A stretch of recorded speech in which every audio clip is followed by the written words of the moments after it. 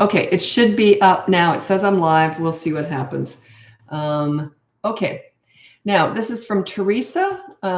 Issues with groups of 2 to 5-year-olds and when you have multiple bad behaviors. Oh, so you must run a daycare or something. I don't discuss that because I don't know anything about running a daycare. I teach parenting, which is personal. It's just different. Some stuff can cross over, but a lot wouldn't. So, and I wouldn't even attempt to try and give advice to a teacher or a daycare worker. It's not something I have any experience with. Okay, we let my 2.5-year-old play fight with his 9-year-old brother. They both enjoy it very much, but he doesn't know not to do to other people. No, you can't distinguish. No, this is why I always suggest that you don't. Oh, so it does. Okay, thanks, Tabitha. YouTube is working now. They can't discern between play fighting and real fighting, and they don't understand why they can do that with their brother or sister, and then they can't do it with anybody else. So I always recommend that parents don't play fight or don't wrestle with their kids because they get used to doing it too. So they're more likely to, if someone annoys them, they're more likely to take them down in a headlock if they've been doing that at home with their parents even. So yeah, I wouldn't allow it. I just wouldn't. We never roughhoused with our kids because I knew how that could go wrong. And it just wasn't something we ever did because I just didn't want them to think that that was okay to do with anybody else. And yeah.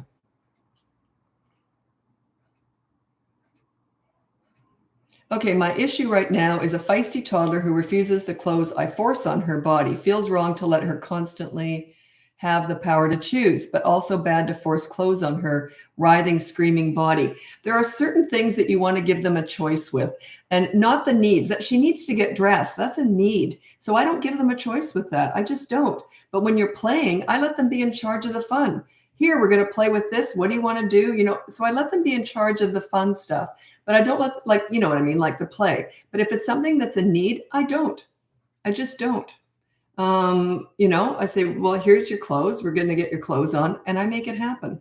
I force them into them. It's just, you know, might take a while. Never look angry and never talk or give eye contact when you're doing it. Makes you look weak. It just does. So you just go about it like it's just a business transaction. I'm going to get these clothes on you. I don't talk to them while I'm doing it. Once they started having a fit, you know what I'm saying? Once they go into that zone, I tune out. I just do what I need to do. So yeah, they're okay. They'll learn eventually. They're less likely to do it if it doesn't bother you. If it bothers you, they're more likely to do it. I don't want to get into all that, but okay. I mean, they're less likely to have a fit if it bothers you. That's what I meant. I didn't mean get dressed. Anyway, whatever. Okay. Okay, 2-year-old is hitting his cousin when she has a toy he wants. Oh, well, you just say no and you give her back the toy and you pull him away from the fun for a few minutes. But then you got to watch him like a hawk after that. If you want to train them out of something, you have to be diligent. It's a job. Just treat it like a job. We're going to train them out of this stuff and you got to be diligent. You got to be right in there. And discussing it doesn't do anything. Just, you know, you shouldn't do that. Don't do that. That's blah, blah. That's all garbage. You just say no and you give the toy back to the cousin, and then you take him away for just a few minutes. And then when you let him go back in, watch him like a hawk. If he grabs again, you say no and keep repeating. They learn through consistent corrective actions. They don't learn through words. I know sometimes parents will say to me, I discussed it with them. I told him he shouldn't do that. It wasn't very nice. How would you feel if someone, and then he did it again. And I'm like, what's your point? Of course he did it again. There's no lesson in a lecture. Lectures mean zilch. Could you imagine if a police pulled you over and told you you shouldn't speed, you should never speed, and you're never going to get a ticket though? There's no consequence. Would you still speed? More likely to speed, maybe? If you know you're never going to get a ticket, there's never a consequence. Think about it. We all operate like that. We all operate through consequences.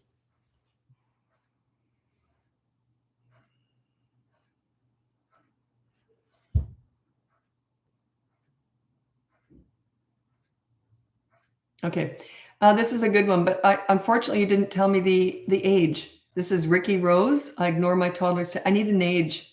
Yeah, you might be missing something. You might not be meeting his needs. Maybe you don't play with them enough. So if you're not connecting, they've got to learn that you ignore the crazy and you reward the calm. Attention is reward when they're tantruming. Okay. So you ignore the tantrum. Then as soon as he stops, you go, oh, you all done? Do you want to go play you want to go to the park? Or you want to go do something? It's that connection afterwards that teaches him. Eventually he will get out of it, but I don't know the age. So But that's my general answer. Okay, my 11-year-old, oh, I don't even know the rest of the whole question, but I already know my answer. My 11-year-old wants to have sleepover with his friend, and they have 20-year-old stepbrother who brings his friends, and the friend's mom is not hands. There's no freaking way I would let my kids sleep over there. No freaking way. That's a big fat nope. Okay. Yeah, you can have that friend over for to your place for sleepovers, but just say no. You can't go over there. Just say I'm just overprotective. If anyone ever questioned me with stuff like that, which they really didn't, I was a very confident mother, so I just wasn't questioned. But if anyone said that to me, say no, I'm too nervous. I'm a safety freak. So your kids welcome to sleep over at my place, but it won't be reciprocated. But thanks anyway. That's what I would do. I take charge. Yeah, that's my kid. Okay, this is Lizzie Fizzy, two is on YouTube. 2-year-old tantrums in the middle of the night for hours, almost every night. I ask if he needs water, pee, etc., but sometimes it just goes on forever. I don't know what's going on there. Why? And they wake up in the middle of the night and do that? I don't know, but you are interacting. That could be why they're waking up. Anyway, you might want to check out my courses. I have 2 courses, one for toddlers, one for 3 to 12-year-olds. You would need the toddler one. And it has bedtime battles in there, how you deal with all that. But I generally don't know why they're waking up. Okay, it's Tabitha. What would you do if your 23-month-old is hoarding toys in situations where kids are playing together? She won't grab a toy from someone else unless they grab one from her. She won't board all the toys, just a few. Hoard. Okay, so she's hoarding toys. Well, I don't know whose toys those are. Like, is it at her house? Do you know what I did with my kids? We had some precious stuff, and I'm really fussy. My kids are pretty cautious with things. They didn't wreck stuff. But if they were having friends over, we would put away some precious stuff for sure. We'd put away the good stuff that we didn't like. We'd only leave out for other kids, which are usually rougher with things. Not everyone teaches their kids to respect stuff, or some kids are just naturally more wild and physical and break stuff. So we would put away stuff. So I don't know if they're putting stuff away for fear of that toy being wrecked at a very young age. They could actually be doing that. But yeah, if it's someone else's toys, I would just say, oh, this is for everybody. I would just pull out the toys and give it to everybody. If you want everyone to play with those toys, if the toys are around, they should be out for everybody, regardless of even if it's her toys. If she doesn't want certain things to be played with, like it might be like a plushie or something that's a comfort toy, I would put that away. I wouldn't let other kids play with that. Is 13 months too young to ignore tantrums? Yeah, you use redirection. You say, oh, what's over here? Yeah, too young. Still a baby. They're a baby till they're about 15, 16 months old. I kind of cut it off around there. But I'm sort of easing into it.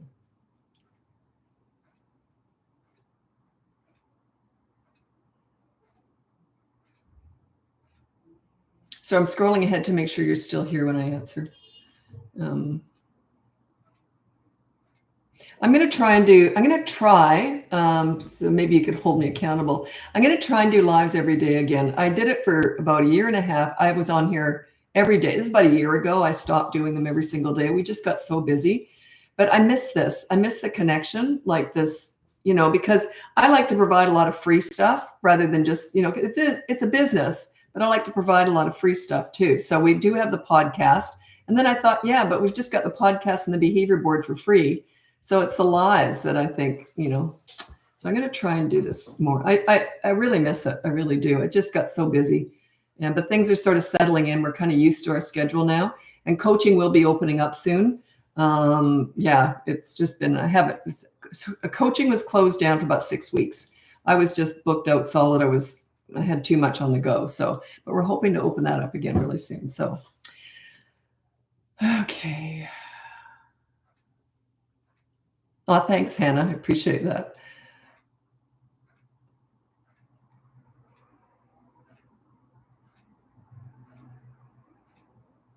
Okay, you're a stepmom. I don't like to answer step parenting because if the parent doesn't like my advice, I don't want you doing it, saying that, oh, this, you know what I mean? I only talk to parents, but if you're raising this little girl also, it's always biological parents I'm after, really.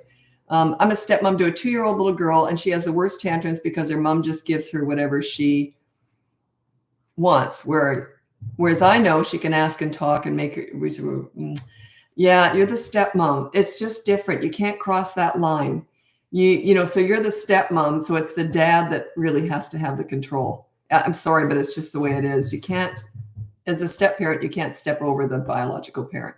And there's nothing you can do about that mom. Like, that's her business, how she parents her child. And it's also your husband's business, how he parents his child. But you can maybe whisper in your husband's ear and say, this might be the way to do it. They can learn that different homes have different, that they can get away with different stuff at different homes. 2 is a little bit young for that. They start to pick up on that more at 3, but you can start building on this right now. So yeah, you can sort of do the right thing by ignoring tantrums right now, you and your husband at your house, and eventually she will learn that whatever she does at mom's house isn't going to work at your house. So I've got construction going on upstairs.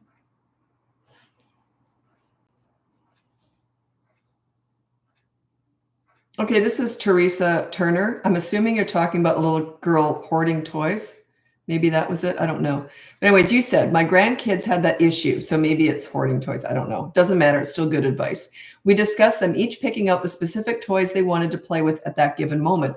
That's great. So here's the toys you can choose and you play with those. Maybe give them 5 minutes or 30 minutes with each toy and then they can switch around, right?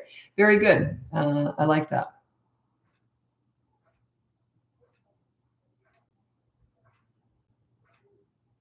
I did a guest spot. I can't talk about it yet because it hasn't come out yet. I did a guest spot on a podcast the other day. I don't usually do that, and I just don't have time.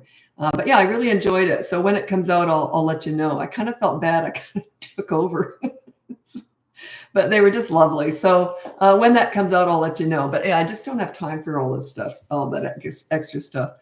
So, but yeah, my daughter told me, no, we should do this one. So she just tells me what to do. She works with me. Okay, this is Tara Lynn. That sounds familiar, Tara Lynn. Have you been on here before? And by the way, if someone's a client and you say hi to me, I'll never say hi back. The reason is, unless like if you're not a client, but if someone's a client, I tend to ignore you, your name's on here because I don't want to identify you as a client. That's why sometimes clients will say, I said, hi, Lisa, how you going? You didn't even respond. That's why I don't want to identify that I know you. It's all that, confidentiality stuff. Okay, so this is Terlyn. What helps with parenting with preteens? I'm struggling lately with disrespect towards me. Preteens. Okay. Well, preteen is 9 to 12, by the way, or a tween, whatever you want to call it. They're kind of coming into their own. They're starting to turn into teenagers. So you want to start giving them a little bit more choice. So you might say something like this. Hey, your rule on the behavior, start with my behavior board. It's completely free. It's on the my website, BratBusters.com.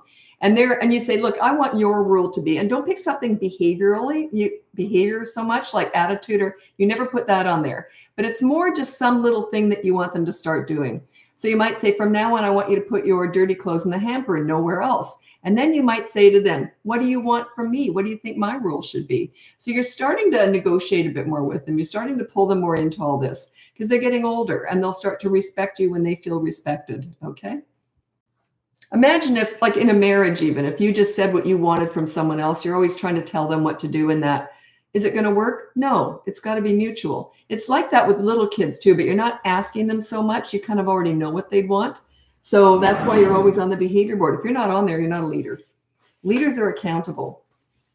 So you have to be accountable. Like if you yell, your rule is always no yelling, where it should be. So you got to give respect to get it. And you already kind of know how to do it with little ones. You kind of know what they would like from you. But as they get older, you want to give them more autonomy with that, more control. Okay. My 6-year-old hates praise on school. This is interesting. Hates praise on school achievements. What is the best way to increase his confidence? He says he feels embarrassed by attention, and I want him to recognize his efforts are good to help his self-esteem grow. Not always. There's a difference between confidence and self-esteem. And if he doesn't want it to be recognized out there, he doesn't want the attention, don't force that on him. Self-esteem and confidence can go hand in hand, but they are very different. Like a lot of people, self-esteem is how you feel about yourself. Confidence is how you can present yourself to the world. right? So a lot of people with very low self-esteem can get up on stage and act, like in theater. And a lot of actors have said they have very low self-esteem, but they're very good at presenting themselves to an audience. So if you're going to pick one or the other, self-esteem is far more important. That's how you feel about yourself. And a lot of confident people have low self-esteem, and vice versa. You know, people with high self-esteem may have little confidence about getting up on stage, stuff like that. So yeah, it's how he feels about himself. And the way that you do that is you make them feel proud of who they are, not so much their accomplishments, if that sounds kind of crazy. Oh, it's a whole psychology thing. I could go off on that for about an hour.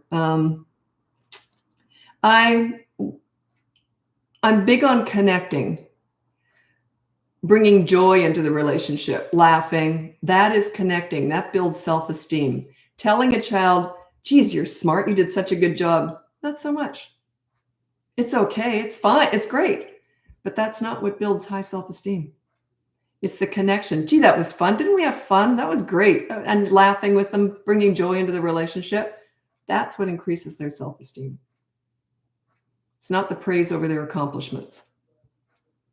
It's nice, but it's not what builds what you really are after. It's how they feel about themselves. They can be really good at something, but it might not bring them any pride, or they might not care about it. Yeah. So that's kind of a bigger conversation. That's all the psychology stuff. Whenever I get clients who, sometimes I will get clients who are child psychologists and they struggle with parenting too. I want to make it very clear. I couldn't do their job, but parenting is that's my lane, right? That's what I can, like one-on-one connecting with kids on a personal level, not in the business level, which would be child psychology. But they want to hear all that. That's what they want to hear. What's the psychology behind? Why would you say that? So that's where I get very excited when I'm asked that. I don't want to bore you with all that. Anyway. But that's what I love talking about the most. Okay, I've been using everything you say, but her tantrums are insane. This is from Zozo. Zozo, I don't know. Zozo. I knew I said that wrong when I said it. Anyway, I don't know what else is going on. And I don't know the age, and I don't know if you're playing with them, and I don't know, there could be other factors. You know, you can't just pick out one thing I say and expect everything and expect it to work if other stuff is not going well. See what I mean? It's kind of a package. It's kind of like I could teach you how to eat healthy, but if you're eating chocolate cake and potato chips at night to top it off, it's not going to work to be healthy. See what I'm saying? So I don't know what potato chips or chocolate cake you might be eating around that healthy diet kind of thing. You get where is that a good analogy? Is that a good one? You know, I'm lousy at analogies. I think that was decent. Anyway. But I don't know what else is going on. That would be coaching if I had to really dig into it. Or if you want to just be on your own and try and figure stuff out, you might want to look into the courses. It's all on BratBusters.com. And coaching should be opening up soon again. It's been closed down, I think, for a couple of months now. It's just starting to open up, I think, on the website. Just I've been busy. Okay, my granddaughter, that's from Kathy, is almost 6 years old and still not potty trained. My daughter and her husband have tried almost everything. Any advice? Well, I don't know what's going on with her. I'd have to look into that. Does she have physical issues? Have you ruled all that out? She's been to a doctor. Has she got anxiety around it? Is there any punishment around it? Any shaming around it? Or do they make a huge deal out of it when she does go? You don't want to do that so much. You want to remove emotions from it. If she's that age, because there's some social embarrassment at that age. So yeah, I'd be careful with that. When you say still not potty trained, is it just one or the other? Yeah, I would have to look into that. I do have a potty training course included in both of my courses, the boot camp courses, but I don't think that would maybe apply to her. There may be something else going on. So I would have to investigate that. Don't know. Like, what's their relationship like? Are they leaders? Does she respect them? So, if so, then I would really have to research that. But if they have no respect right now, and also there's never any discipline or shaming or blaming around bathroom accidents. That is a very touchy subject. It's just very touchy. So yeah, I never want to criticize or do anything negative around that. It's all encouragement and, like, we're a team, we'll figure this out, that kind of thing. Your baby, my mother-in-law's birthday dinner. Okay, bye, Tabitha. Tabitha's a regular here. Thanks for joining. Okay, Oh, this is from Paola. I can't believe I know how to say that. I'm pretty sure I got that right. What to do if 5-year-old would do what you ask him to do, but whine about it every time? Oh, that's okay. If he's doing the right thing, who cares if he whines? I don't care. If it gets to you, he's kind of getting a little bit back. So yeah, if he's whining and complaining and but he's doing the right thing, I could care less. Don't ever worry about the attitude. Okay. There is something I recommend for whining, but it's not appropriate there. Yeah, not in that one. He's not whining to get what he wants. He's just whining, complaining, kind of. It's a little bit different. So yeah, I would just completely ignore it.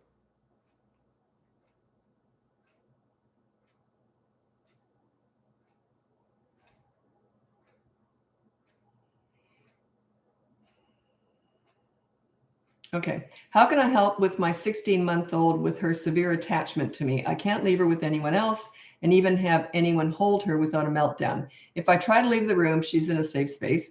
Alone to use the bathroom, she will melt down and often melts down when not held. I don't know. I mean, it's just practice. You know, I daycare my granddaughter one day a week. She's 16 months old. And it was a bit of a rough start initially when, mom leaving. And the other grandparents do most of the daycare. They're retired, which is lovely. And so, yeah, it was a bit of a rough start, but just repetition. They get used to it. And they get used to it. You just got to keep doing it. Just got to keep dropping her off with someone that you trust. Maybe just drop her off for like an hour, or you leave for about an hour. Keep it short, maybe even 15 minutes. Just do it frequently, but small amounts of time. So keep practicing. In other words, you're coming back. That's, I think, what scares them. Maybe not at that age, but yeah, you're coming back. It's no big deal. And also, don't make a big deal out of the goodbyes or the hellos. Don't go, bye, I love you. Just say, okay, see you later. And then when you come back, go, hello there. Okay, do you want to go read a book? Like, don't make a big deal, big emotional. Don't bring emotions into the goodbye or the hello. It can stress them out.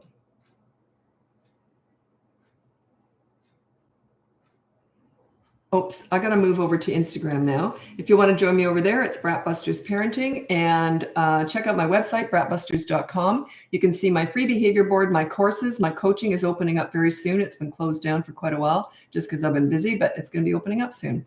If you want to look into that, and also the podcast. My daughter and I do the podcast together. We do 2 per week. And so if you want to check into that, we talk about all sorts of stuff. We take your questions for the podcast. We're answering parenting questions when we do the podcast. So anyway, thanks so much for joining me. And I'm on YouTube the whole time. That's where all of my lives are saved. So I'm going over to Instagram now. Happy parenting. Bye now.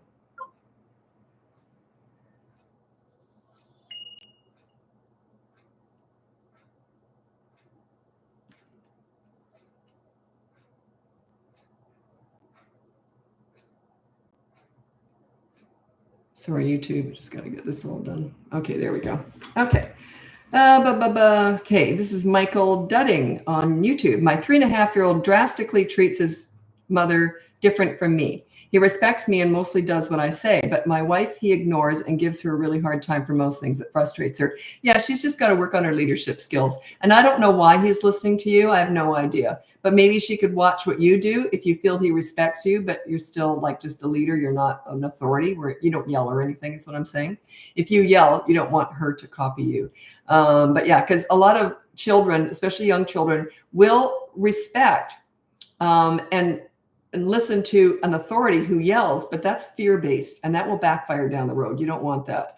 A leader, they never yells, and that's what you want to aim for. And they never rebel against a leader. So anyway, so you might have her watch you if you feel like you're a leader. If not, just tell her to keep watching me and maybe she can get some clips there or hints there.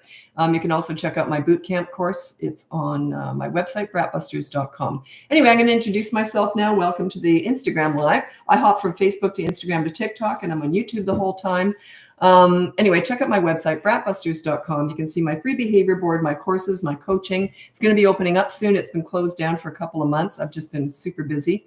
But I'm just finishing up with a whole bunch of clients. So anyway, and then you can look into our podcast. My daughter and I work together and we do the podcast together. So we're answering your questions on the podcast. And so anyway, let's get going with the questions. Okay, I'll do my best to answer them. Also, I've haven't been doing a lot of lives, and it's just, I miss it. So I'm going to try right now. I've got it on my calendar every single day. I'm going to try and do a live. I really miss it. And my goal with what my business is my passion. I've been doing it for 20 years. And my goal is always, most people are never going to hire me or buy my courses. That's the way I look at it. That's the way I assume it's going to be. So I like to throw out as much free advice as possible. The podcast and the free behavior board are the only free things I have going other than these lives. So the lives I did every single day for about a year and a half there. And the last year I just have been super busy, but I'm going to really try and squeeze it in and make time. There's only one day a week I won't be able to do it. And that's when I'm daycaring my granddaughter. But even then I might hop on later on that night. So we'll see. I'm going to try and commit to pretty much every day doing a live again because I miss it. So I'm going to scroll ahead to make sure you're still here when I answer. 12-month-old slaps mom when excited. How to handle that? Just grab the hand and say no, just a very gentle no, and then redirect. And then you go and do something else. But don't let them keep hitting. Don't let that hand free if they're inclined to do that. And you might even want to grab the hand because they get used to doing it. It's almost like muscle memory. They get used to slapping. If you're slap no, you don't want that. So you want them to slap, and then you say no, and then you don't want them to continue to slap. You don't want to keep saying no, no, no. It's still a baby. Redirect, turn them around so they can't slap. Hard to slap when you're holding them the other way and they're facing out, right? So redirection with babies.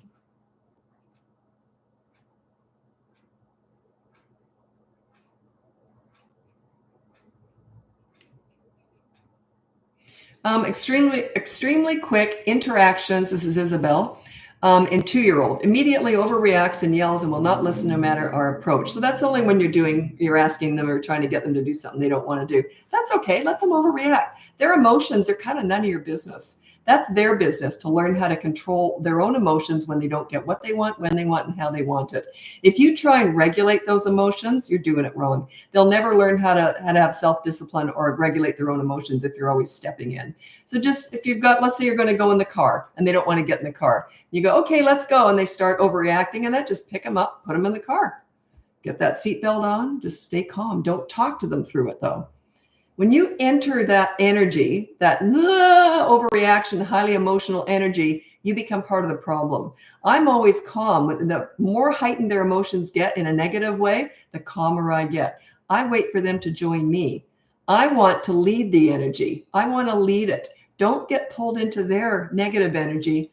Let them be pulled into your positive energy, which is the calmness. Okay. It will work, but it takes a while. It's a slow burn. It's not overnight. When you're really calm, when you're dealing with a high energy kid who's like his emotions are just crazy, the calmer you are, the quicker they tend to calm down. And then they're less likely to get like that the next time or the time after that. Okay. So it's you're leading this, you're in charge. You just don't realize it yet. And when they're toddlers, they're going to be crazy for a while anyway, but you can pull them out of this. But it's your calmness that does it. How to approach temper tantrums with an almost 7-year-old. If they're still having tantrums past the age of 3 and 4, they're doing it for a reason. It means that it works. There's no other reason. It just isn't, because they have a source of reasoning now, and they realize, if I keep tantruming every so often, they're going to give in. So that's a tell for me. Mean what you say and say what you mean. Be 100% predictable and consistent. So that's what that says to me. And you got to work on yourself. They just don't respect you yet because you're not consistent. I could be wrong, but I'm pretty sure I'm not. At that age, if they're still having tantrums, it's you. At 2, it's not you. Up to about 3, they don't have that sense of reasoning yet. They can't always stop themselves. But if you get good at ignoring tantrums when they're toddlers, by the time they're 3, they sort of stop doing it because it doesn't work. They only do what works. Okay? Past the age of 3 and 4. They only do what works. Toddlers, they just do anything anyway. They're just kind of nuts. They're just forming, right? Okay. 3-year-old started potty training today. Any tips? No pee in the potty all day, only accidents. No, I have a whole system for that. So I can't give you one tip that would help you at all. But yeah, I have a whole system. If you want to check out my courses, they're on both courses.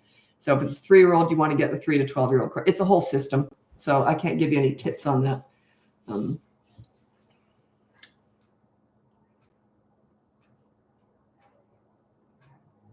Sorry, I'm just scrolling ahead to make sure you're still here.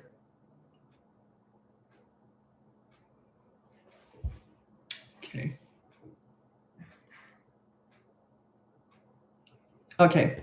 Good question. I've got a very straight answer, but it's a good question. I get asked this a lot. If they come over for a hug during a temper tantrum, can you engage with them? 2 years old? Absolutely not. You are entering that crazy zone. That is not a love hug. They just want a hug because they want any way to get your attention. So it's not a love hug. You do not ever engage with that anger, because it's all about anger. They're angry and they're going to do anything to pull you into that.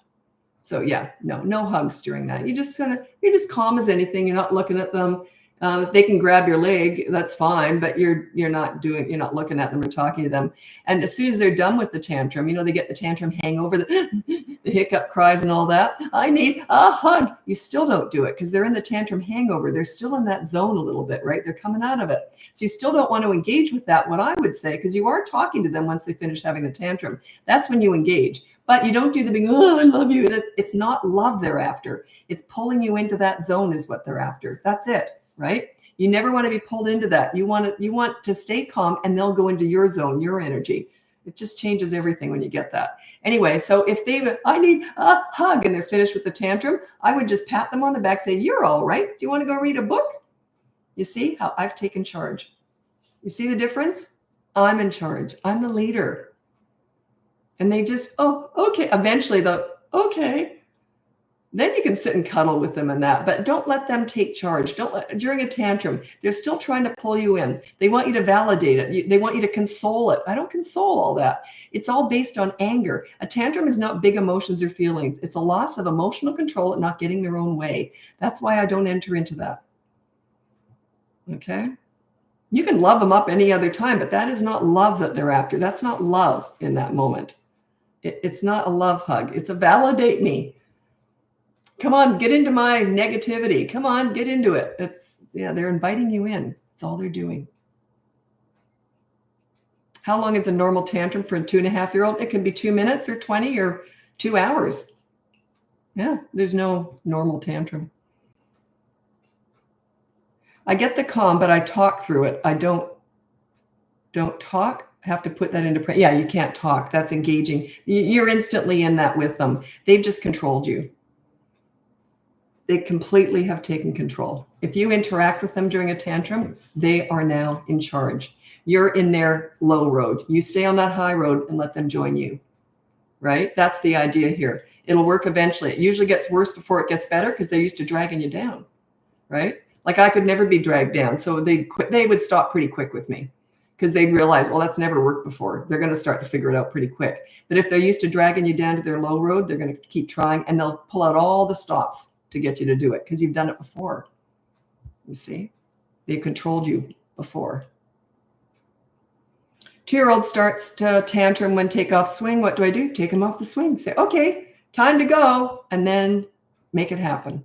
You have to physically overpower them if you want to get them in the car seat. You want to get them away from the park. It's something that you need to do, and you've already said you're going to do. Once you've said something, you have to do it. Okay, we've got to go home now. And they start to scream and they're in the swing. You got to take them off the swing. You got to physically overpower them. You have to follow through. It's like the car seat too. What are you going to do? Let them fly around in the back while you're on the highway? Certain things you just have to overpower them with. They will eventually learn that once you say, like if I said something, my kids knew it was going to happen. 100%. But I was careful with what I said, right? I didn't say something unless I knew I was going to follow through with it. So my daughter said, one time you didn't. And I can't remember what it was. It was quite funny, actually. She was much older. Oh, I can't remember what it was. It's on one of our podcasts. And, but we don't post them all. So I don't know if she'll post this one. Sometimes we go, yeah, that wasn't a great one. So we won't even air it. But yeah, we talked, and she goes, only once did you say something and go back on it. But it was quite funny, actually. But yeah, so in other words, they knew when I said no, the no meant no. So they don't tend to argue with someone like that. Why would they? There's no point. If I'd said to my kids, no, we're not going to do that. If they'd said, why not? I would have looked at them like they were nuts. I would have gone, what? Like, I already said no. Why are you questioning? You see what I mean? Like, it just wasn't done because they knew I meant what I said and I said what I meant. and I just followed through. Yeah. One something that my daughter says doesn't come across on social media because no one brings it up. But I'm about connecting with kids. I'm not about discipline at all. I do it, but that's not my focus. My focus is my connection and my bond with that kid. That is all. I worked with hundreds of kids, teenagers, troubled teens. My focus is always connecting and making them feel good about themselves when they're with me. How do they treat that person that makes them feel good? I know how to get the best out of them. I make them feel good. So your real superpower is your connection with your kids. It's not the discipline at all. That's just something you have to do. So when I say what you mean, it sounds like it's so rough, but it's not. I said, no, we're not going to do that. And I already said no. Why are you? That's how I talked. There's no anger. If you show anger, frustration, or disappointment, you're not a leader. Don't do it. You look weak. As soon as you when you're if you're disciplining, and if you show anger, frustration, or disappointment, you're weak. You're not a leader. Kids pick up on that. It's that calm confidence. You got to fake it till you make it. But none of that discipline works if you're not connected with them, because you're not meeting their needs. Their needs are connection. I played hard with kids. It was funny. My back's been really bad lately, and I daycare my granddaughter one day a week. And my daughter said, well, of course your back's going to be bad. She's seen me. She was out there one day, and she said, Mom, she goes, you sit on the floor all day, or you're out running around with her. So I said, you're right. And I'm not good at sitting on the floor. I got a bad back. And so I thought, well, I'll try sitting on the couch. I sat on the couch, no kidding. My granddaughter looked at me like I was nuts. She was 16 months old. She's never seen me sit on the couch. When I'm there with her, I'm on the ground, I'm playing with her, I'm connecting. I'm there to connect and bond with her. That's what I do. Or else I'm running around, maybe doing some dishes or whatever, but because I'm cleaning up after her lunch or whatever. So, but I'm there to connect. You got to connect in their world. When you're connected with them, everything else gets easier. Yeah, literally, she looked so confused when I sat on the couch. She was like, you're not allowed up there. You're supposed to be on the floor with me. 2-year-old that refuses the car seat. So put him in there anyway. My son did that the odd time. He was the one who had tantrums. They're either born to have tantrums or they're never going to have them. He grew out of them at 3 because they never worked. But he would do that stiff as a board thing. Not even that. He'd go like convex, just like that, arch his back. But I'd hold him over the car seat. And I wouldn't look at him or talk to him. I'm just holding him there. As soon as he'd start to weaken or take a breath, I'd fold him down and snip and get him in. And I never addressed it, like I never discussed it. I just got him in the car seat. You have to win those physical battles. You have to. He's got to get in the car seat. But if I thought he was in a mood and he might put up a bit of a stink, like if we were leaving a park and he didn't want to go, I made sure that that was when he would often have a tantrum, is when we were leaving somewhere fun. That was when it would often happen. And so I would leave in plenty of time because I thought it might take me 5 minutes to get him in there. And so I was ready for it. And I didn't talk to him. I didn't look at him. I'm just waiting. As soon as he'd weaken, fold him up, get him in. Is it true that kids act out more with the person they feel safest with? I don't know about safe, but it's the one that is the most consistent. So I don't know what you mean by safe. There could be interpreted many different ways. You can be safe and not be a leader at all.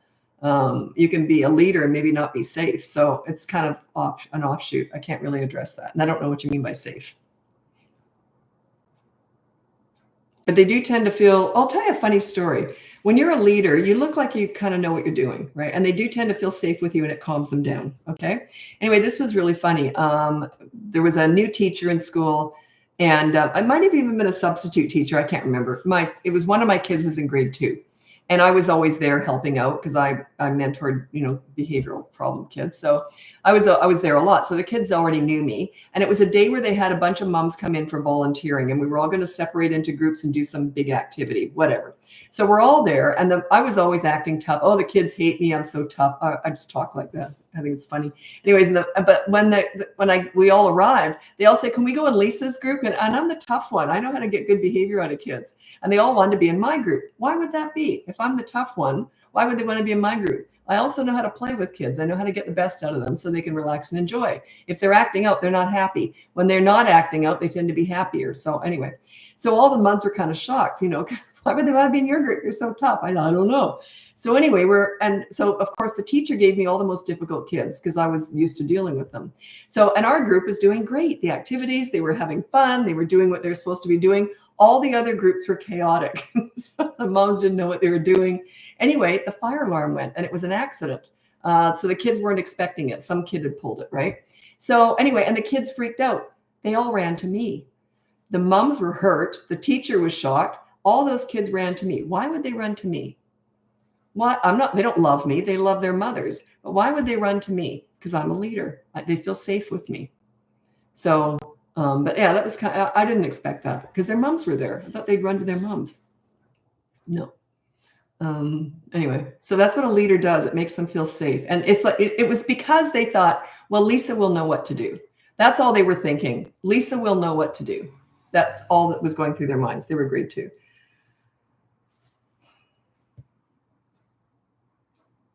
Okay. I don't quite know how to answer this, which is why I want to read it out.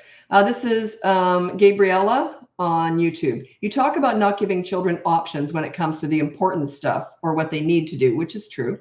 I think exercise is one of these. Would you say so? My daughter is 3 and doesn't like walking. Well, I don't know what you mean by walking. Do you just go for a walk or you wanted to walk with you in the store? I don't quite know what you mean. If you find something she enjoys doing, she'll probably want to do it even when it's physical. Maybe she just doesn't like walking. Maybe you could make it a game. Like I did a lot of skipping and all that with kids. If we were doing like outings at school outings, and you know how you do those school outings and they need volunteer parents. And I had a group that wasn't listening to me because they're all like crazy, right? So I'd say, okay, now the rule is we all have to skip. So we'd start skipping and they were all into that. And then I'd say, okay, now we're all going to hop on our right foot. 3 times on our right, 3 times on our left. You got to be engaging too, maybe to get them involved. So I would make it a game. How about we start walking backwards? See how we do with that. Start walking sideways. Maybe we have to crouch down when we're walking. Turn it into a game. I always tried to, when I had a group of kids, and I was always trying to make it more engaging and, so maybe try that. For anyone asking about potty training, I downloaded the Potty Party Pack. Is that my course? I don't know what you mean. I don't call it the Potty Party Pack. Work 3 to 4 hours, never look back. Huh. I don't know if that's me. We were talking about someone else. I do have potty training on both my boot camp courses. Do I have to hang around for the whole tantrum? Yeah, you want to be nearby. You want to be nearby. You can be doing the dishes, walking down slowly, doing the laundry. You got stuff to do, right? So you're not running away from them. You're not locking yourself in a separate room, although you probably want to. But yeah, you got to be nearby. You got to show that it's important that they know you're going to be there when they stop. They want your attention, and they're going to eventually learn the only way to get it is to stop the tantrum. As soon as they stop, no matter what you're doing, oh, you all done? Do you want to go read a book? You see, that's the reward at the end for stopping. So you got to be nearby. You got to be around. They need to see how calm you are too. You may be frazzled on the inside. You may think, God, I need a drink. You may be going nuts on the inside, but don't let them see that. Just act like, oh, you're just waiting for that to be finished. Yeah. As soon as it's done, oh, do you want to go play a game? You see? And if they start up again, say, oop, never mind. And then just, you see, if they start the tantrum again, just go back to ignoring really fast.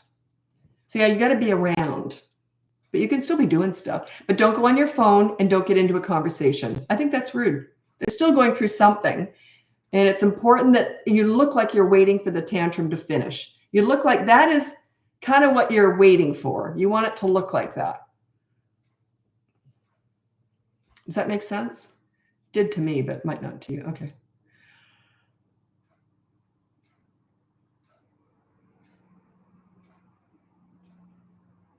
Okay. I don't know the age. I'd like to answer that. It's Doula on YouTube. I need the age. It's about spitting. I'll tell you, let's say the kid is 3.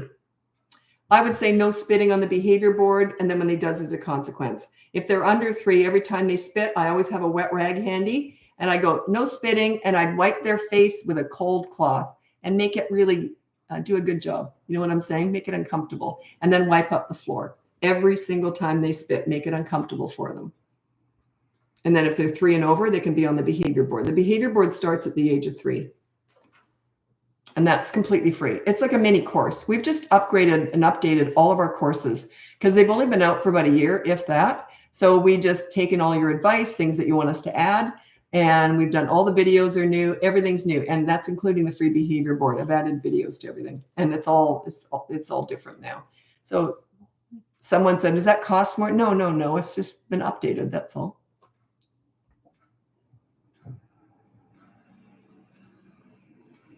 Oh, he's almost 3. Yeah, just do the wiping. And you know what I'm talking about. Don't make it comfortable. Not a warm cloth. And never look angry. Just go, oh, no spitting. And then, oops, I missed a spot. Oops, got a bit down there. And then wipe up the floor. Don't get them to clean it up. Don't ask me why. Just don't. You do it. Yeah, nice cold cloth. One of my clients kept their cloth in the fridge. I didn't suggest that. I'm just telling you what they did. How do you respond to a 2-year-old yelling, "Mommy, Daddy, no, stop"? Well, I don't know what you're doing, so I can't answer that. If you're screaming at them, then they're valid. If you're trying to get them in the car seat, then just ignore it and get them in the car seat. Can you save this video? All of my lives are saved on YouTube. Okay, so if you want to re-see this live, you can go to YouTube. Okay, I will try the cold cloth. I've just been using a dry cloth. I will stop getting him to clean. Yeah, it's don't ask me to explain it. It's too involved, and I'm not very good at explaining that one. But just do not get them to clean up that spit. You do it.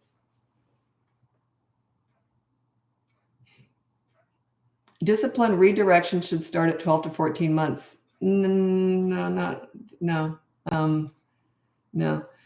You can use redirection, but I don't discipline it until they're about 16 months. And that's when you use consistent corrective actions more. It's sort of a gray area though.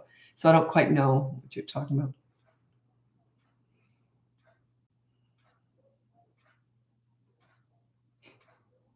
And it's good for me right now because I've got a 16-month-old granddaughter. I daycare her 1 day a week. And the other day, she had these new shoes, the Velcro shoes. And she was in the stroller and I was pushing her and I can see her through the net thing. And I'm watching and she's taking off this Velcro. And I just don't like to say no to her yet. She's really little. She's only 16 months old. She's not precocious at all, so far anyway. And she took off her shoe and I said, "Did you take off your shoe?" And I didn't even say anything really. And that's all I said. "You take off your shoe." She just knew she shouldn't have done that. So she's trying to put the Velcro back.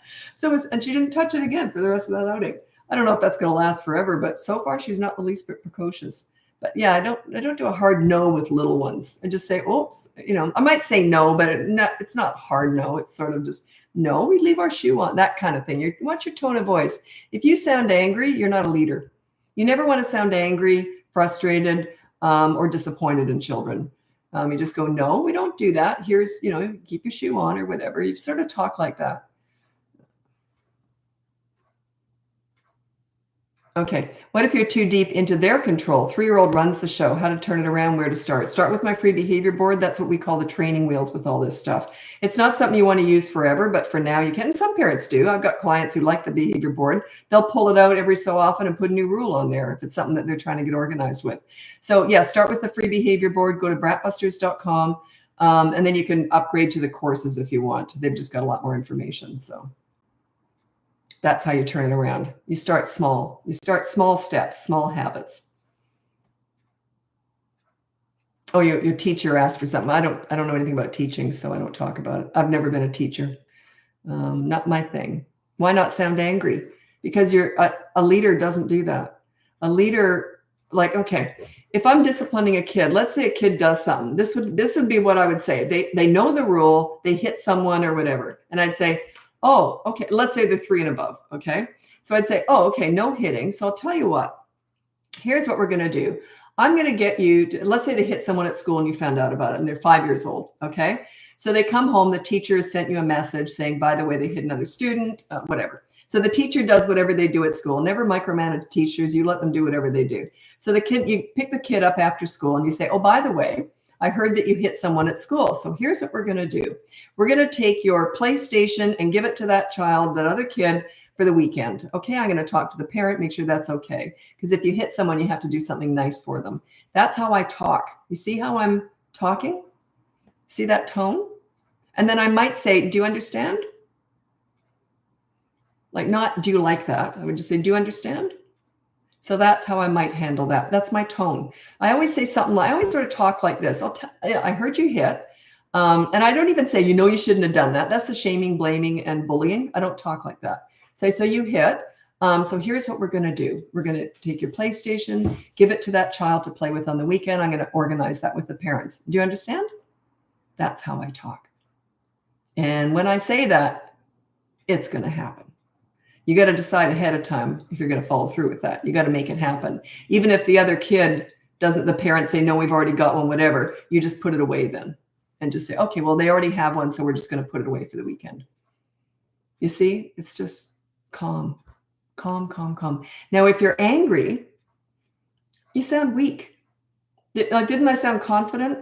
And it's going to happen. Like, it's just going to happen. As soon as you bring emotions into it, you're all of a sudden more out of control. You look at any great leader when they're leading and it's something, they're very calm, they're very organized, and they follow through. You can trust them. Anyways, that's how I talk. If I'm disciplining, that's how I talk. No anger, no frustration, no disappointment. And I really learned this when I was mentoring delinquent teenagers. I really learned, don't show any of that because they'll rebel against it. Because if you get angry, they're going to get angry. I always stay on the high road, the calm road. Let them join me there. If you join them in the emotional, angry road, who's there? Who's the leader? Who's on the calm road? I always want them to come up to my energy. I don't go down to theirs. Anger is their energy. Calmness is mine. Anyway, I got to move over to TikTok now if you want to join me over there. If not, you can check out my website, BratBusters.com. You can get my free behavior board, my boot camp courses. You can look into coaching. It's opening up soon again. I know it was shut down for a couple of months there. I was just overbooked. So it's going to be opening up really soon. And you can look into our podcast. My daughter and I work together. She does all my marketing, all my planning, and we do the podcast together. We do 2 a week, so you might want to check that out. Anyway, thanks so much for joining me. I'm hopping over to TikTok now, and I'm on YouTube the whole time. That's where all of my lives are saved. Happy parenting. Bye now.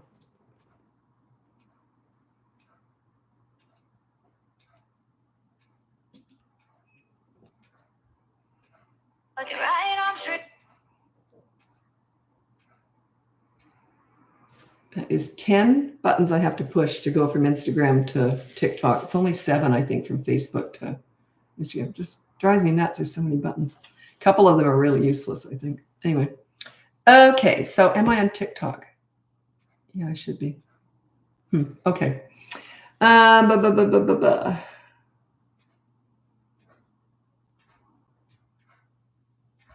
Okay, sorry.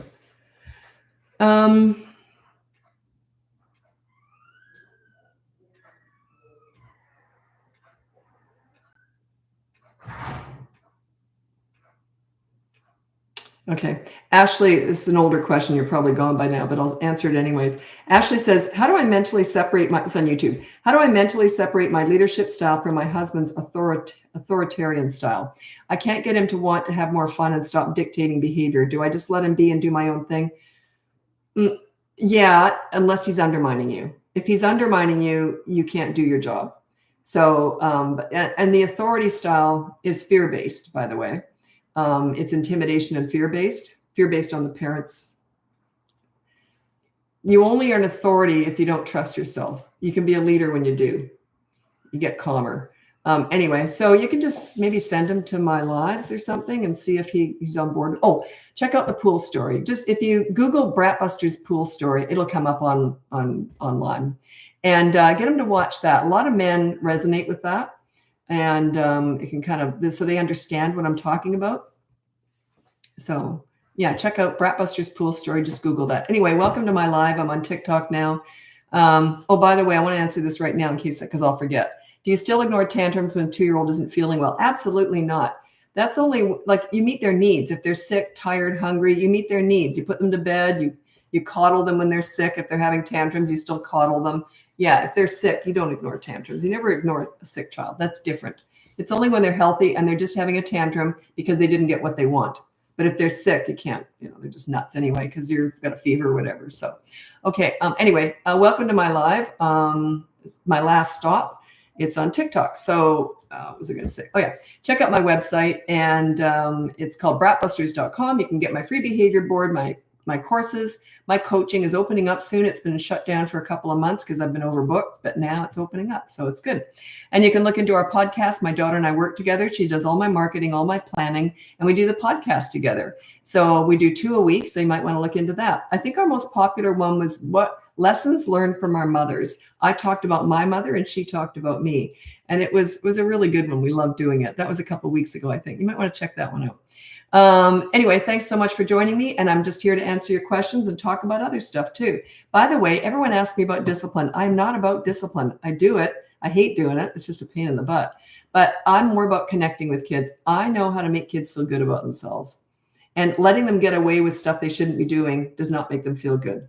So that's part of making kids feel good about themselves. If they feel good, they do good. If they feel bad, they do bad. Okay. And I never show any anger, frustration, or disappointment when I'm with kids because it brings out the worst it brings out the worst in us too, as adults. I've been doing this since I was 11 years old. So it's 53 years now. I was volunteering because I'm 64. I can do math. Wow. Anyway, I was 11 years old and I started volunteering in daycare centers. I pretty much did what I talk about now. I just always understood kids. And I thought I'm going to treat them the way I'd want to be treated. I want to have fun. I want to feel like the person likes me, and I don't want to get away with stuff. I don't want to be naughty, so I instinctively just knew how to deal with kids. And the daycare ladies used to ask me, how do you do that? They're so good with you, but they want to be with you all the time. And I didn't know how to answer that. Now I teach it. But I volunteered for 30 years before I ever started this business. I just loved it. I thought it was fascinating with all sorts of children with disabilities, a lot of behavioral issues, teenagers, everything. I just loved it. I found it rewarding. And then the teenagers said, Lisa, you got to start teaching this, because no one's ever talked to us like you do. So yeah, so now I teach it. Anyway, I love this stuff. I just love it. Okay. Our 2-year-old broke our TV last night. Yep, they're going to do that. Now, they do not understand the difference between breaking an egg and breaking a TV. So enough said. They don't know the difference. They don't understand money. And you can look upset that they broke the TV. But yeah, your anger, watch it. It happens a lot. I've got a lot of clients with broken TVs.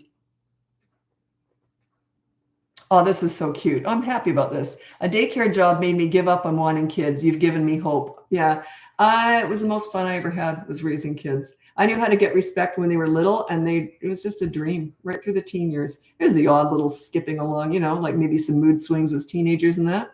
But there were never any big stuff. So yeah, I loved it. It was fun.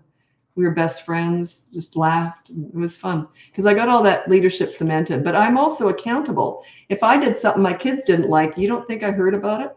They'd say, Mom, remember you promised you were going to make muffins last night? I don't see no muffins. So I'd say, fine, what do you want? We'd love to go to the water slide park after school. So that's what we do. So I was accountable and it was mutual. You give respect to get it. Don't just demand it. You got to command it. You got to earn it. You got to work for it. And it's worth it. Then you can just relax and enjoy. Okay. Someone said, became the number 10 fan in the fan club.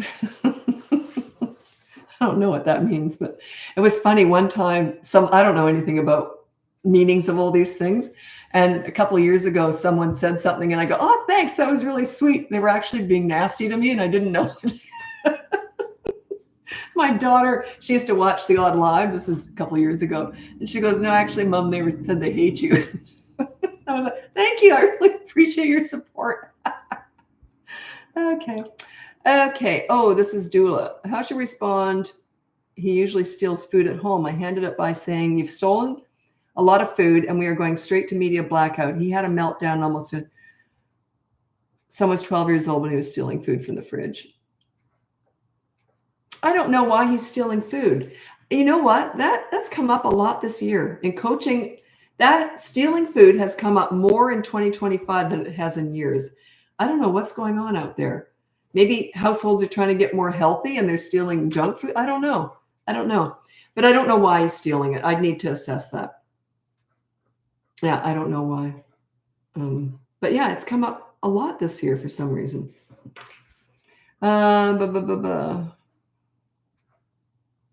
Jump from Instagram. Okay. So you went to YouTube. By the way, all my lives are saved on YouTube, and I'm on YouTube the whole time I'm doing a live. I go from Facebook to Instagram to TikTok, and I'm on YouTube the whole time. By the way, I just want to say I really do appreciate your support. I hit 2 million a couple of months ago on social media. I'm just stunned. I can't even fathom that. But anyway, I started on TikTok. I started a couple of years ago on TikTok, just talking to myself in my bathroom mirror, holding my camera without a tripod, and it just blew up overnight. I couldn't believe it. No one's more shocked than I am, believe me, but I really appreciate your support. Okay. Now, when you feel that you're about to explode from stress, when your child is trying to drag you to their level in their tantrum, do you calmly tell them, no, mommy needs a minute? No, they don't respect that at all. They don't get that. No, you can just walk away if you need to. It's better just to walk away, but don't say it. And then you're talking to them. I would just sort of maybe walk away, maybe do some deep breathing, maybe just get a warm face cloth and just go like this over your face, or you can scream into a pillow and they can be watching. But yeah, don't talk to them.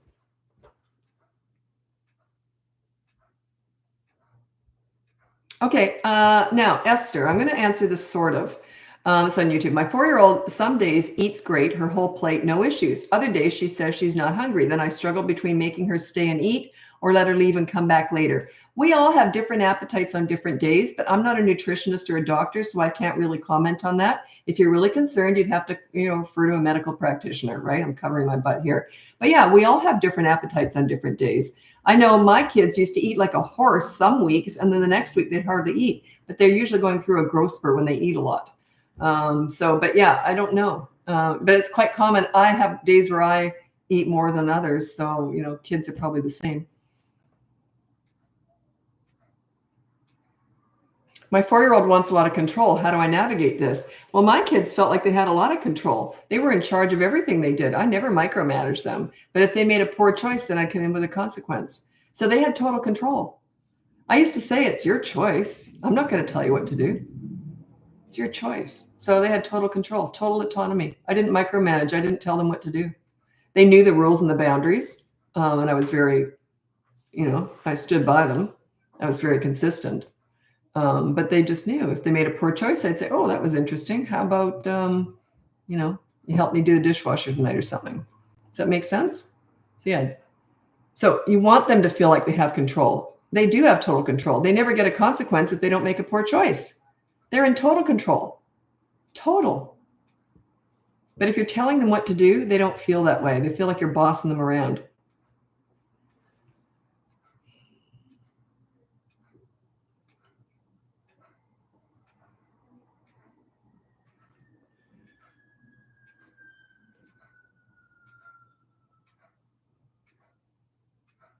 Oh, you have to put, when you put a question, you have to put the whole question, because I can't do continuations because I get too many questions and I lose track of what you're talking. I need the whole context of the question in one comment.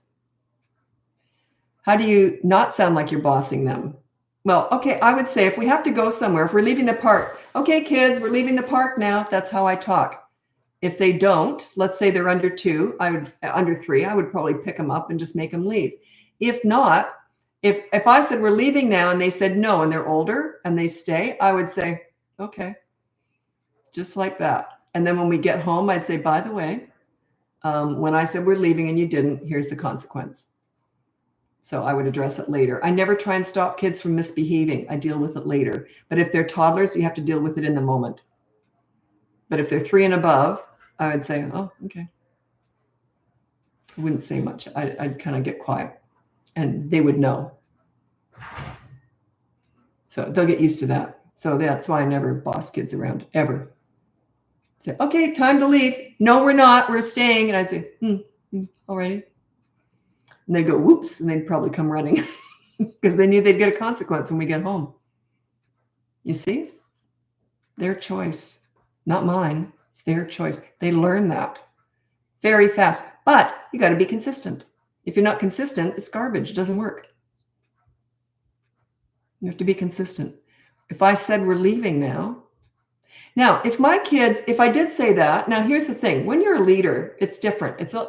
I talk about getting respect. Once you've got it and you're already a leader, you can have lots of exceptions. If I'd said, okay, let's get going, and my kids said, oh, can we just stay another 10 minutes? And they were polite, and I'd say, yeah, okay, yeah, we got another 10 minutes. That's how it would have gone. But then at that 10 minutes, I would have said, okay, 10 minutes is up, let's go, and they would have gone. You see? So they did have a say. But if we could stay, I would have. But if we couldn't, I wouldn't have. Or they would have had a consequence if they didn't come with it. You see what I mean? Yeah, don't do any bossing around ever. It's that calmness that gets what you want. Like if you have to say to a kid, I said we're going now. Oh, disaster. That's that authority stuff. That's not what I teach at all.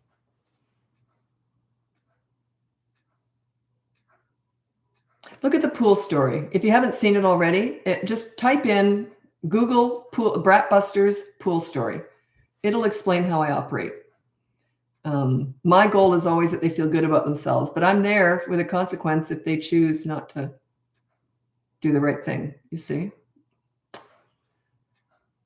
My main goal with kids is always that they feel good about themselves when they're with me. If you feel good, you do good. If you feel bad, you do bad. I know how to make kids feel good about themselves and be accountable and do the right thing, make good choices. But also, if I mess up, they're very quick to tell me. Very quick. Lisa, when I was working with kids, Lisa, didn't you say you were going to do that today? And I didn't see that happen. And I go, oh, shoot, what do you want? Like instantly, they knew I was going to be, they loved it when I got in trouble. Remember you said you were going to do that? And you didn't do that, did you? I'd say, drats, what do you want?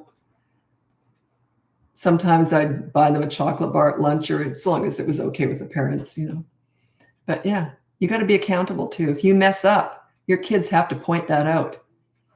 And by the way, I never yelled or anything. So yelling will backfire down the road. It's just fear-based. You don't know what else to do. So if you are a yeller now, put it on the board. No yelling is your rule.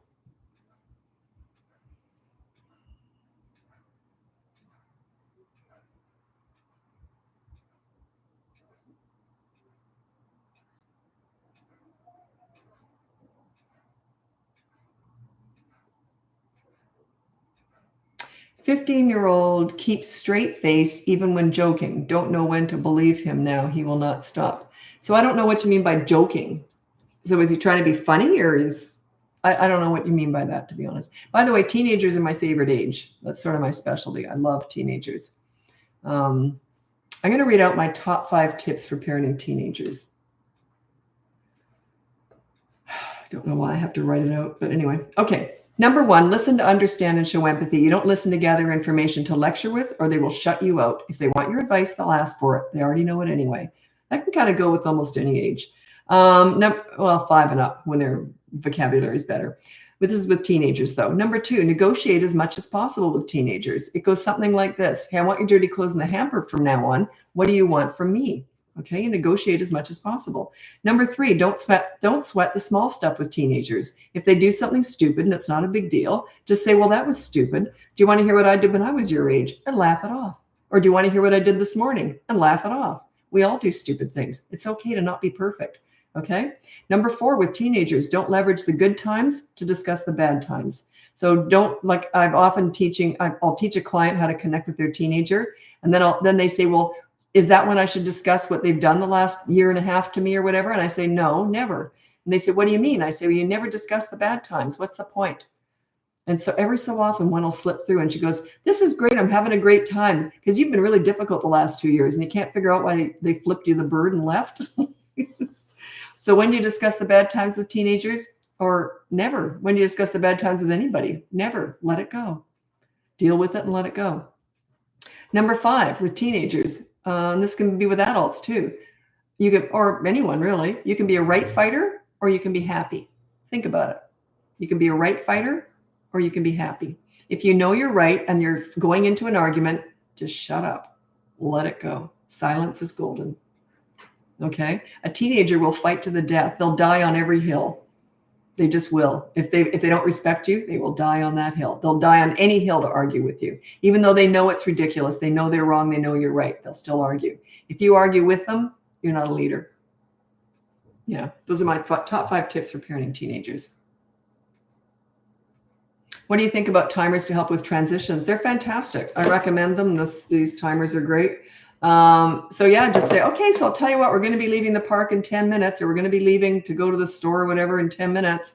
So yeah, they're fantastic. I never use a timer if they're being bad. I never say, you've got your countdown kind of stuff. I'm going to count to 3 and you better stop doing that. That's fear-based. That's more threatening. And that's it's ridiculous. That's my absolute least favorite discipline method is the countdown. It's when they're doing something bad and you use the countdown, but you can count down if you want them to do something good. Okay, so we're going to go out the door. We're going to be leaving in 10 minutes. That's kind of the countdown, but you can't use it when you want them to stop doing something. That's different. That's not good.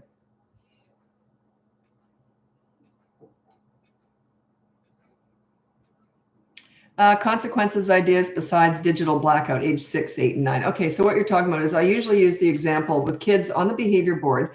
There's a rule and a consequence for every member of the family, 3 and above. And parents only have 1 consequence because you know you're going to do it. But kids, you always have 2 consequences for the kids. The first one is a positive action, which is usually a chore. So if they do something bad, you want them to do a good deed, right? So do a chore or something. If they won't do that, you always put a time limit on it, and 10 minutes to empty the dishwasher or whatever. If they don't do that, then you resort to the negative deprivation. That's their second consequence. You only use that if the first one doesn't work. So, and it's usually 24-hour media blackout or something like that. Or you could take away a favorite toy, or you could take away some activity that they were going to do, but you never take away like a sport or something social. Like one of them took away, what was it? Oh, can't remember. Someone told me that they took away, they were going to go to their friend's house or something and they took it away. That's punishing the friend. And also that's just, it's overboard. You don't do that. But also you can just invent leverage. You could say something like this. If you have 3 kids and one of them acts out and they didn't do the first consequence, you can say, I'll tell you what, we were going to surprise you by going out for donuts tonight or something. But because of that, you're not going. You're going to stay home with mom and dad. You were never going to go out for donuts, and you do not, but you're going to do it now for the other 2. Because that's the second consequence, though. That's called inventing leverage. You were never going to go out for donuts, but because you don't have a screen to take away, right? You don't want to do that. So you say, okay, well, you're not going to go out for donuts with the rest of the family, right? That's a rough one, but sometimes that's all we've got. And then you do not owe them that donut. A lot of parents get trapped into this. If I'm good tomorrow, will I get the donut? Say, no, it was just going to be a surprise. It was just a treat for tonight. You don't owe them that donut. Okay. Or you can still take them out and they only get a donut whole and the other kids get a bigger donut. Something like that. So you're taking something away. You can either take the whole thing away or you can just minimize it. So they can just get a little scoop of ice cream instead of the other kids get like 3 scoops. You know what I'm saying? They get something smaller. So that's better than taking it away completely. Depends on what they've done. But yeah, I got a million ideas.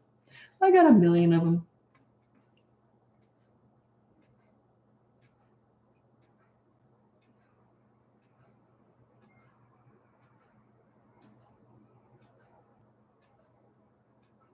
Okay, toddler behavioral management tips. I don't know what you mean by that. I don't talk like that, but I will read out. Toddlers are going to do what they're going to do. Okay, you're just minimizing the negative stuff over a period of time. That's all.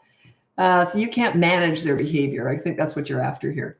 But I will read out my top 5 tips for parenting toddlers. To me, a toddler is 16 to 35 months. Number 1, child-proof your home so you never have to say no. Number 2, set up a toy rotation system so they're never bored. Number 3, you connect with a toddler in their world, not your world. You don't go to the nail salon with them. You go to the park and roll down the hill. They just look differently at you. They just do.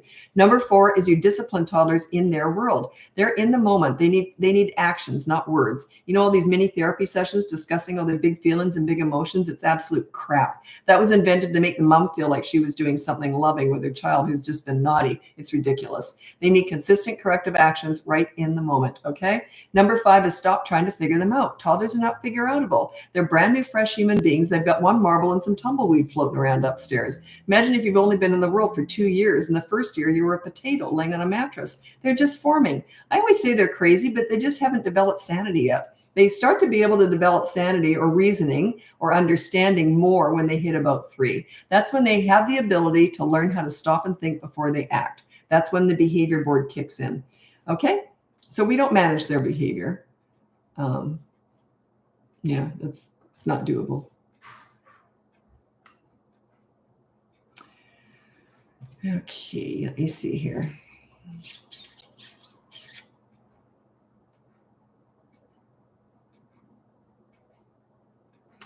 Okay, my teen doesn't understand there's a difference between her as a child and me as an adult. Yes, she does. Yes, of course she does. She knows you're the one paying the rent or the mortgage. You know what I mean? She does understand that. I just read out my top 5 tips for parenting teenagers, so I won't bother reading it again. But a lot of parents don't transition into the teen years very well. Teenagers do. Teenagers know how to be teenagers. We're never fixing kids here. We're fixing parents. A lot of parents don't know how to transition into those teen years. You got to give them a lot more autonomy, a lot more control. Yeah, you got to let the little stuff go. You got to give them more a say in how their life goes. But you're there for the big stuff. You still come in for the big stuff. But yeah, but it's the parents that struggle. It's not the teenagers. They know how to be teenagers. Parents really struggle with that. You know, you want to be a leader. You're at the height of your leadership between the ages of 3 and 12. That's when they kind of want to please you because they look up to you. You're like a mentor to them. You want that. But then when they're teenagers, you don't want that. You want them to be their own leader more. You're transitioning over. You let them manage more stuff. Let them manage the little stuff. You have to let more stuff go. You have to give them more of a say. But you're still there for the big stuff, okay? As teenagers, they maybe just don't want to disappoint you, but you want them to please themselves. They're getting more independent. They're going to be adults soon. You got to change how you parent them. And by the way, if you're not learning about yourself and about life through raising your kids, you're doing it wrong. You're not paying attention, especially with teenagers. I learned more through mentoring troubled teens, I would say, than anybody. They taught me so much about patience, about myself, because I listened, I was watching, I was paying attention, I was respecting them. And the reason why teenagers are my favorite age is they're the most developed, obviously. So they're the most clued into a lot of stuff, but they're fresh. Like they've got those developed brains, but they don't see things. They don't have a lot of baggage yet. So they see things from a really fresh perspective. And they'll tell you, they really see people the way they are sometimes too. They'll tell you more about yourself. Like they're quite fascinating. So pay attention. If you're not learning and listening and respecting your teenager, you're missing out. You really are. So yeah, she does understand there's a difference. She doesn't like the difference that you've laid down. That's why. Okay.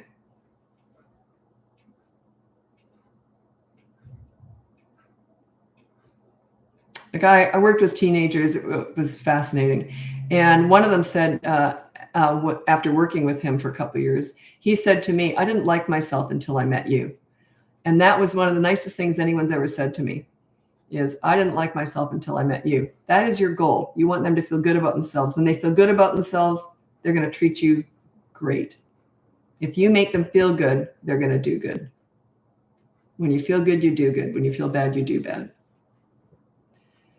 Oops, I got to get going. Anyway, thanks so much for joining me. Check out my website, BratBusters.com. You can get my free behavior board, my boot camp courses. Coaching is opening up soon. It's been closed down for a couple of months because I've been booked out, but it's opening up now, so I'm very soon. So you might want to check into that.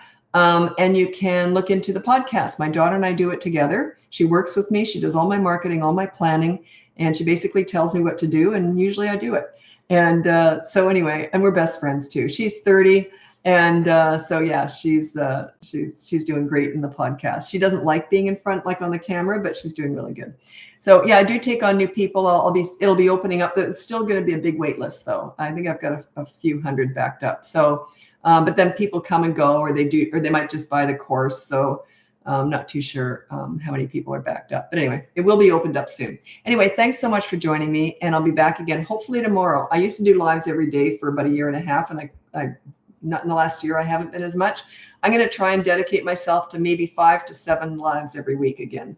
So we'll see how I go, because I miss doing it. Anyway, the name of the podcast is BratBusters Parenting Podcast, and it's on all the platforms. And they're also saved on YouTube if you want to watch us. My daughter and I are on, doing it on video too. So we look very different. She's got long blonde straight hair, and I've got long hair, but it's brown and curly. So our hair looks very different. But yeah, we're best friends. We're mother-daughter. We're also work together. So thanks so much for joining me. And I'll be back again tomorrow, hopefully. Bye now.